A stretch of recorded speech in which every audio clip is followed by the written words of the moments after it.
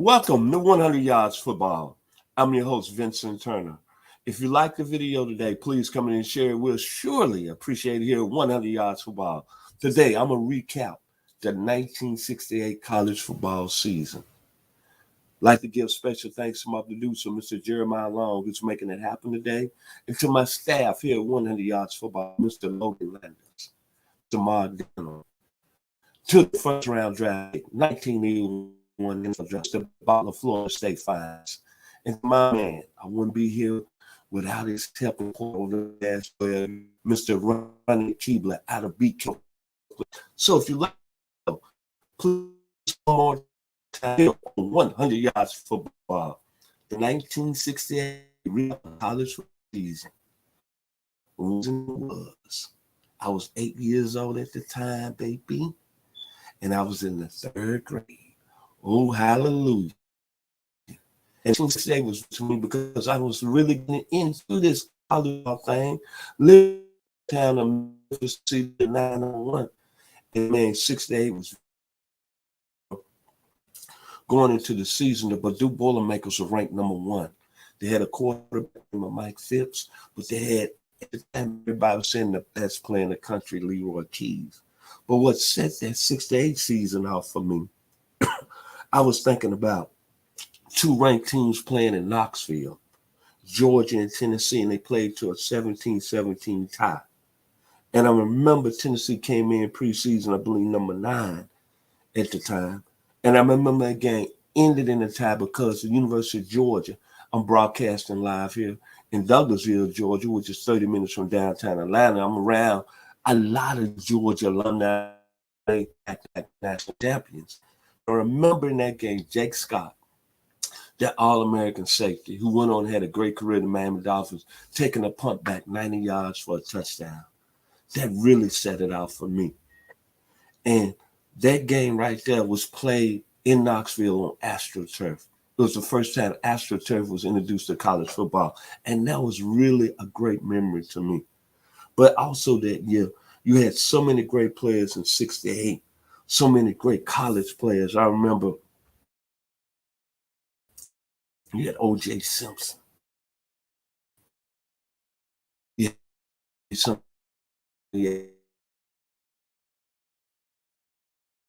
large offensive James Street. You had Ted Court. You had Steve Wooster. It was a great year. And then you had SMU with Chuck Hickson and Jerry Levias. So many great players. So many great teams. But who stole the show? And I'm not going to get into any other college teams. It was the Ohio State Buckeyes. Led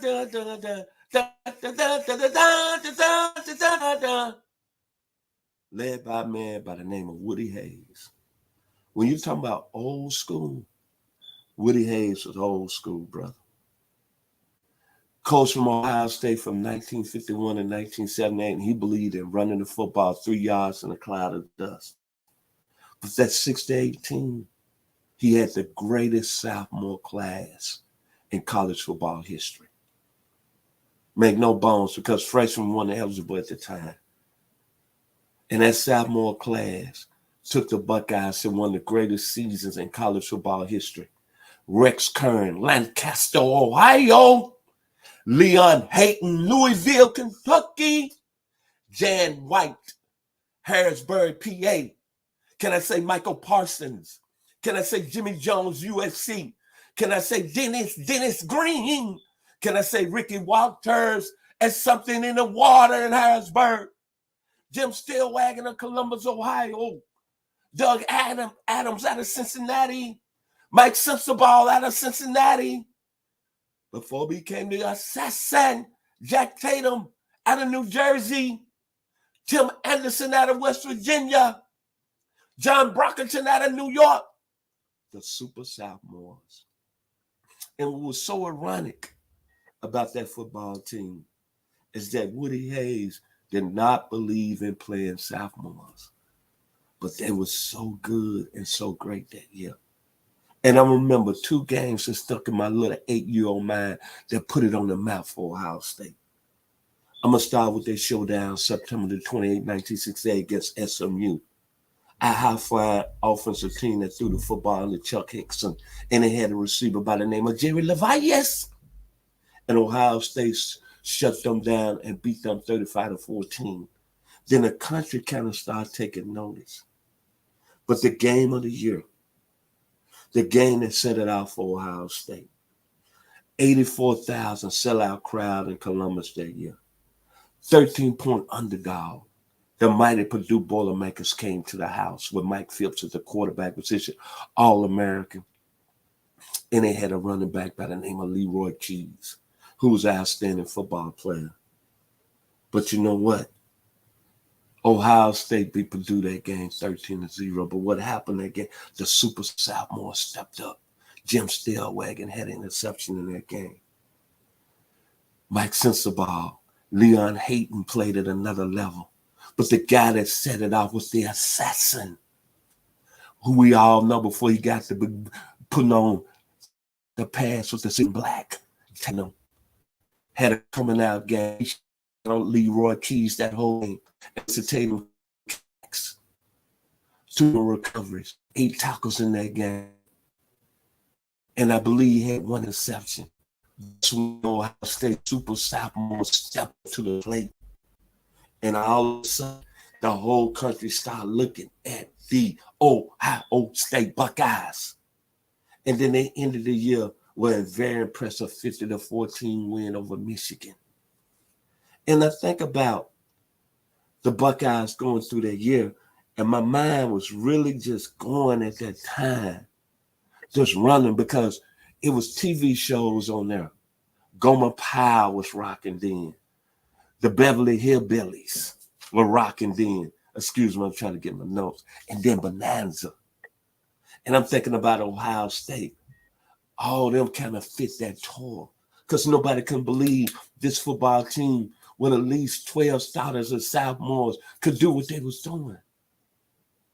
Then came the big game, the Rose Bowl. Number 1 USC. No, number 1 Ohio State, and number 2 USC. And I've watched that game on YouTube at least 6 times in the past week. And when you look at that game, and I was watching that game with my father, Chester Turner, sending out shouts in my hometown of Memphis, Tennessee, the 901.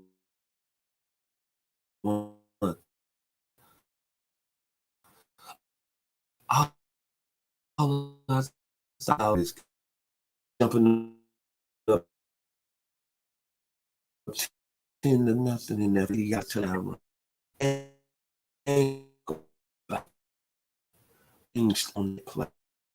On a certain play in that game, go back and look at it. Jay Simpson took a shot and went to the and a young man got sacked. Black Jack Tatum delivered a hit, and everybody, 100,000 seats said, ooh. OJ got timid the rest of the game. And Ohio State scored 27 consecutive points. Rex Kern started doing his thing. Jim Otis, who's a junior at the time, started doing his thing. The Ohio State defense started doing his thing. Jim Stellwagen, Tim Anderson, Mike Sensabaugh, Jack Tatum. They started rocking, baby.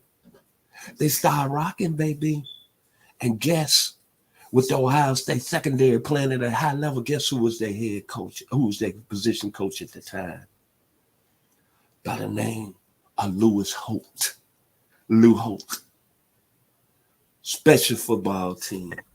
The Ohio State Buckeyes, they went on and beat USC 27-16 that year and ended up becoming the unconsensus, untied, undefeated national champions. And I remember what Woody Hayes said after the game. He said, see, we come out here in this hippie West Coast, but what we do down here in the Midwest, we grabby, we nasty, we muddy, we like General Patton, we U.S. Army. There's nothing pretty about us. We came out here to the Rose Bowl, and we took our business. That's why my name is Woody Hayes.